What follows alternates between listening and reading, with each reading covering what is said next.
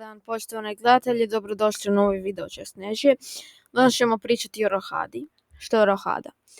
Pa rohada je osiguravanje kralja od napada, sklanjanje ga sa strane. Sad ću pokazati malu rohadu koja ide na kraljevu stranu. Znači kraljeva strana je sve ovo, a damina strana je ovo. Lako je zapamtiti.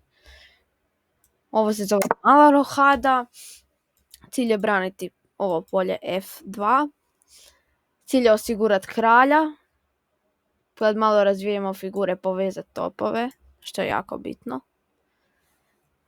Ali imaju neke iznimke, recimo, i crni naravno može raditi rohadu, ali rohada se ne može raditi. Evo, sad ćemo napraviti da crni napravi. Može crni prvi, nije bitno.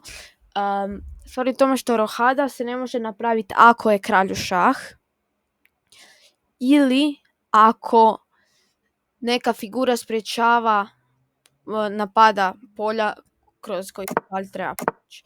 Na primjer, da je ovo crni lovac. Dobro, sada ću odigrati ovo. Nije bitno. Ću loše poteze odigrati.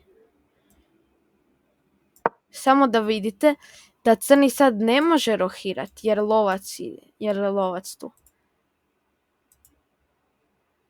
A recimo,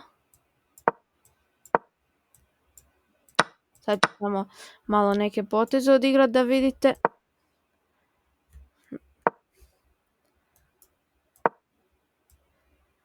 Sad crni opet ne može rohadu, jer kralj bi trebao proći kroz polje koje napada lovac, a rohada se često igra. Ne morate odigrati, ali skoro uvijek se odigra da se osigura kralja, da se povežu topovi. A postoji i nešto što se zove velika rohada. To je kad kralj ode za dva polja, ali u lijevo, na daminu stranu. To se često igra ako je ova D linija otvorena, da se može napast. I kralj se uvijek u rohadi miče za dva polja. Sad, gdje će on otići? I rohada se ne može napraviti ako se, recimo, ovaj top je došao tu, recimo, i onda crni rohiro, i ovaj se vratio i crni odigrao ovo. Više se ne može napraviti velika rohada jer se top mico. Može se samo mala rohada. Ali ako se kralj mico, ne može se ni jedna ni druga rohada.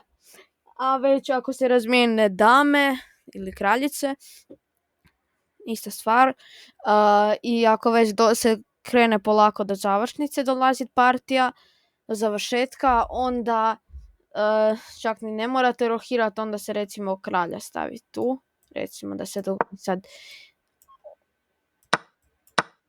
i nagla razmjena kraljica nešto, onda recimo bijelo može odigrati ovo. Opet je povezao topove, u centru je, u završnici je to jako bitno. I ako vam se ovaj video sviđa, molim vas lajkajte ga, subscribeajte i šerajte. Hvala.